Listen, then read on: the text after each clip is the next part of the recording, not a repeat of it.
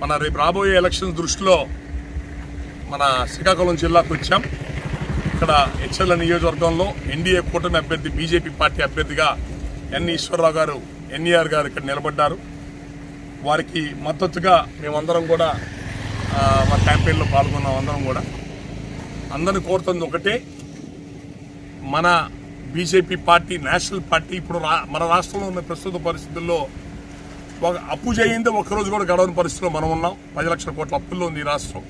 తెలంగాణ నుంచి విడిపోయిన తర్వాత వనరులు తగ్గిపోయినాయి. రాజధాని ఎక్కడుందో కూడా తెలియని పరిస్థితిలో ఉన్నాం.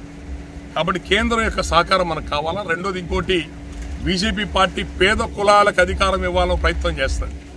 గతంలో రాష్ట్ర అధ్యక్షుడు కూడా పేద కులాలకు ఇచ్చింది. మన తెలంగాణలో కూడా బీసీలకే ముఖ్యమంత్రి ఇస్తామని చెప్పింది.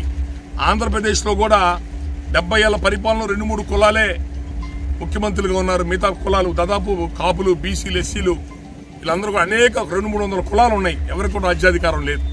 ఈ పేద కులాల రాజ్యాధికారం విషయంలో మేము ముందడుగు వేస్తాం, మీకు అండగా నిలబడతామని బీజేపీ పార్టీ మొదటి నుంచి చెప్తుంది. నరేంద్ర మోడీ గారు మంచి పరిపాలన తీసుకొచ్చారు. ఆ దేశం అభివృద్ధి మార్గంలో వెళ్తుంది. కాబట్టి మీ అందరూ కూడా బీజేపీ పార్టీకి అభ్యర్థికి ఓటేయండి. బీజేపీ పార్టీతో ఈరోజు టీడీపీ, జనసేన కలిసి ఉంది. జనసేన పార్టీ అంటే పవన్ కళ్యాణ్ గారు మనలాంటి పేద కులాల నుంచి వచ్చిన పార్టీ. అది డబ్బున్నోళ్ళ పార్టీ కాదు, డబ్బు ఎక్కువైపోయి పెట్టిన పార్టీ కాదు.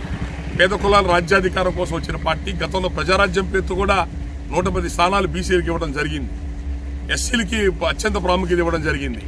అదే ఎజెండా, అదే ఒక లక్ష్యంతో ఈరోజు జనసేన పార్టీ కూడా పేద వర్గాల రాజ్యాధికారం అందాలా, అవినీతి రహిత సమాజం అందాలని చెప్పని జనసేన పార్టీ నాయకుడు పవన్ కళ్యాణ్ గారు బలమైన ప్రయత్నంతో వారే బాధ్యత తీసుకొని ఈ అన్ని పార్టీలు కలుపును కూటమిగా ముందుకు తీసుకెళ్తున్నారు. కాబట్టి జనసేన, బీజేపీ పార్టీ అభ్యర్థులకి, కూటమికి మీరు అందరూ కూడా ఓట్లేయండి. మీ ఓట్లు అమ్ముకోవద్దు. ఎవరు దయచేసి ప్రలోభాలు లొంగద్దు. రాష్ట్రం ఆగం అల్లరైపోయి ఉంది, దౌర్జన్యాలతో నిండిపోయి ఉంది. గందరగోళంగా ఈ రాష్ట్రాన్ని గాడిలో పెట్టుకోవాలంటే మళ్ళీ మంచి వ్యవస్థ రావాలా. బీజేపీ పార్టీ అనుబంధంగా మంచి వ్యవస్థ నిర్మాణం చేయడానికి ప్రయత్నం జరుగుతుంది.